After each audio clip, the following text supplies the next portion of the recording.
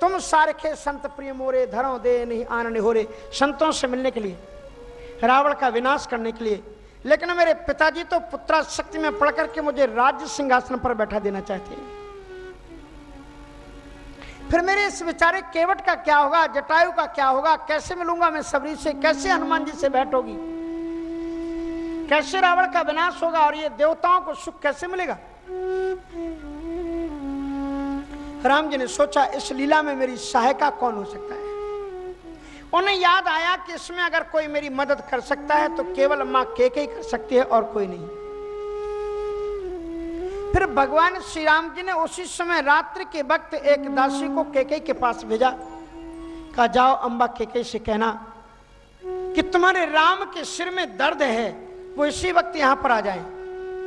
महारानी केकई जी बैठी हुई थी। जो ही दासी ने जाकर के कहा विस्तस्त्र वस्त्राभरणा केकई रन्न गच्छतो, केकई उसी समय दौड़ पड़ी राम के पास में और राम जी के पास में जाकर के पूछा कि हे रघुनंदन क्या हुआ है तुम्हें, और लोगों को डांटा तुमने, वैद्य क्यों नहीं बुलाया, उपचार क्यों नहीं करवाया मेरे राम का।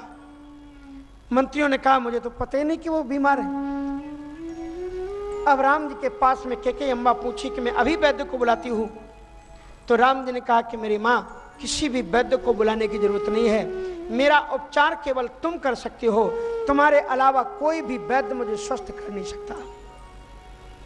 और जो ही केकई ने इतना सुना तो उसने बलैया ली, राम को न्योछावर उतारी और कहा कि हे राम मैं सत्य कहती हूँ, तुम्हें स्वस्थ करने के लिए, तुम्हारे सिर की वेदना को हटाने के लिए, यदि मेरे शरीर के चाम को खींच करके भी तेल निकाल करके अगर तुम स्वस्थ होते हो तो मैं अपने प्राणों को भी देने के लिए तैयार हूं।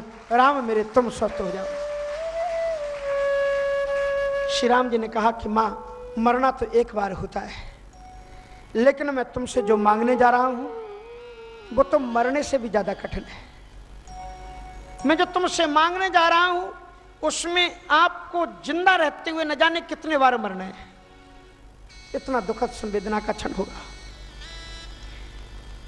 एक बार गेंद मेरी आपके पास आई थी और आपने मुझे वचन दिया था कि तुम जो मांगोगे मैं आपको दूंगा। आज वो अवसर आ गया है, मां मुझे 2 वरदान दे दो। रघुनंदन राम जी ने जब ये कहा तो केकई ने कहा कहो रघुनंदन मैं क्या आपको दूं। तो राम जी ने कहा मुझे 2 चीज चाहिए, मां केवल तुम दे सकती हो।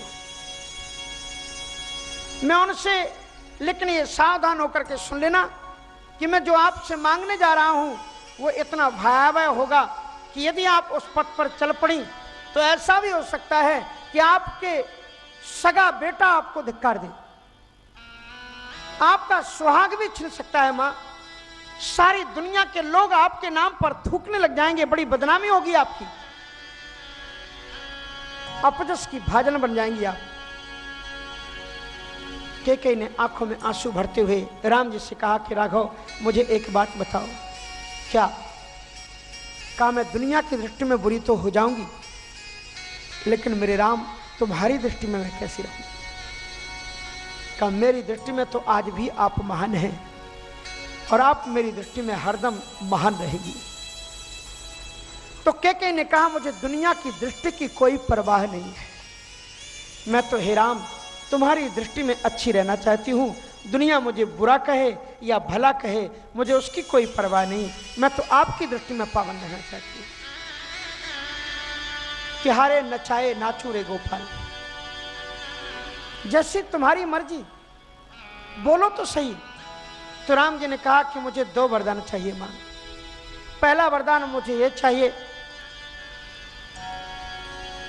कि मेरे भैया भरत को राजगद्दी पर आप अभिषिक्त करवाएं, और मुझे दूसरा वरदान यह कि 14 वर्ष का मेरे लिए वनवास हो। और जो ही इतना सुना राम का 14 वर्ष का वियोग, महारानी केकई जी उसी समय बेहोश होकर के भूमि पर गिर पड़ी।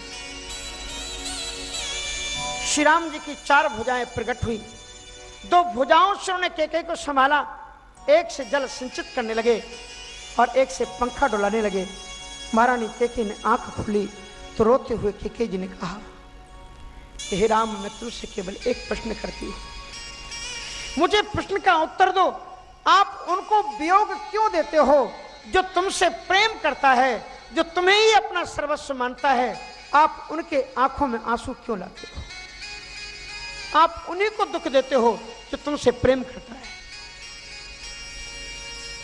हे राम तुम्हारे मंदिर में, अरे मारे हे रघुनंदन, ऐसा क्यों होता है कि जो तुम्हारे करीब आने की कोशिश करता है आप उसी को संवेदना और आप उसी की झोली में दुख डालते हैं।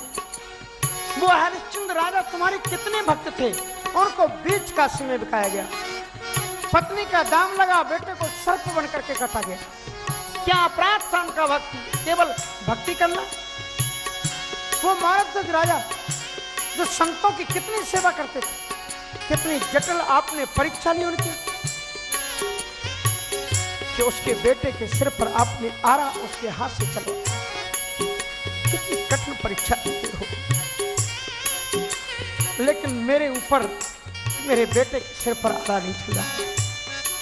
यहां तो आप बेटे के भी सिर पर, पिता के भी सिर पर, क्योंकि जब मैं ये वरदान मांगूंगी मैं जानती हूं कि मेरे पति आपसे कितना प्रेम करते हैं। तुम्हारे पिता आपके बिना नहीं रह सकते, मेरे पति चले जाएंगे। और जिस वक्त मेरे बेटे भरत को यह पता लगेगा कि मेरी मां ने राम के लिए वनवास मांगा है, क्या वो मुझे क्षमा करेगा?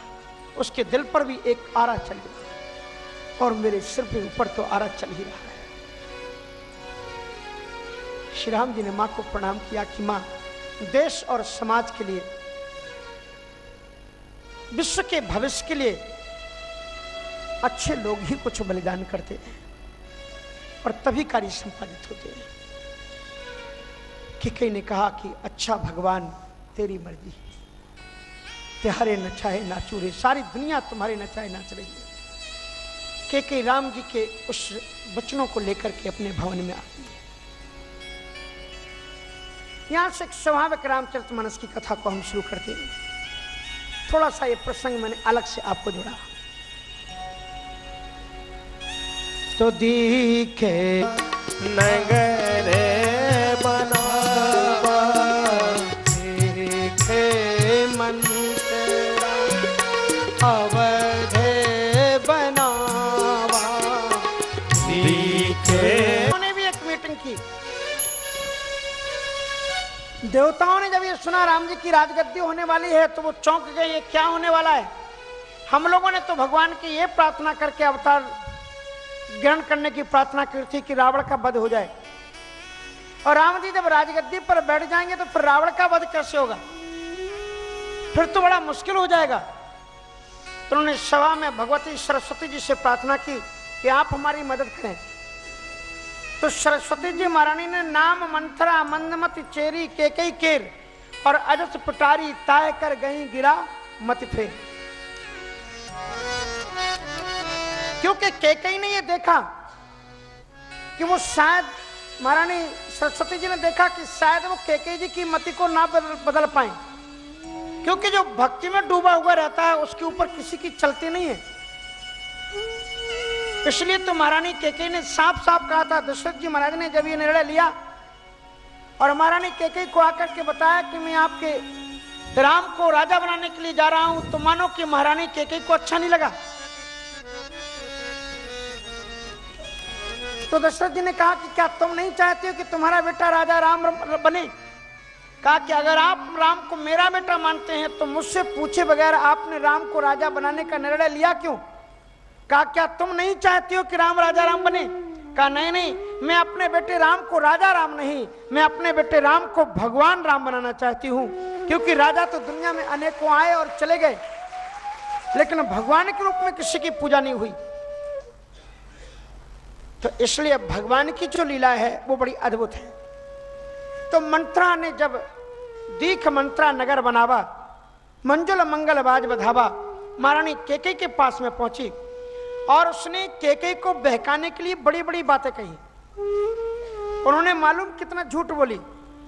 कहा भयऊ पाख दिन सजत समाजू, एक दो दिन से सजावट नहीं चल रही है अयोध्या की महारानी जी।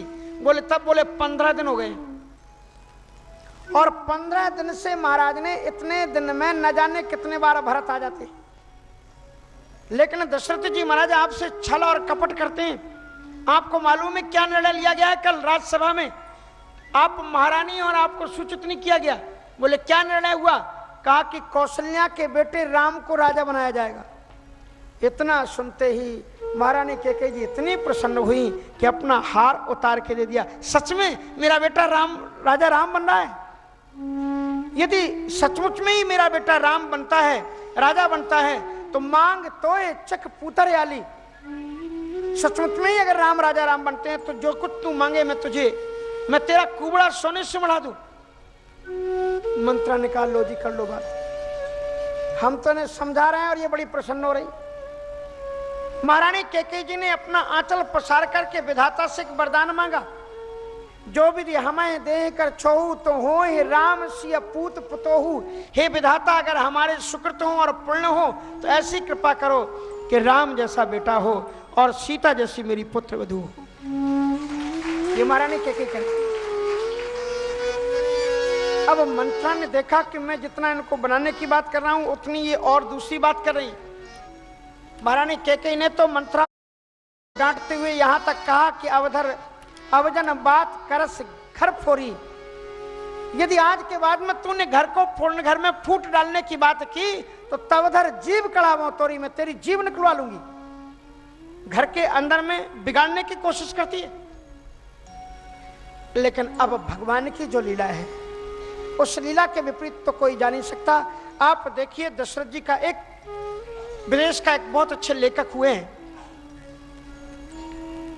और उन्होंने ये कहा है, मैं नाम संयोग से उनका भूल रहा हूं, तो उन्होंने ये कहा है कि मुझे रामायण में सबसे ज्यादा आकृष्ट अगर किसी पात्र ने किया तो वो है मंत्रा। और यदि मुझे मंत्रा मिल जाए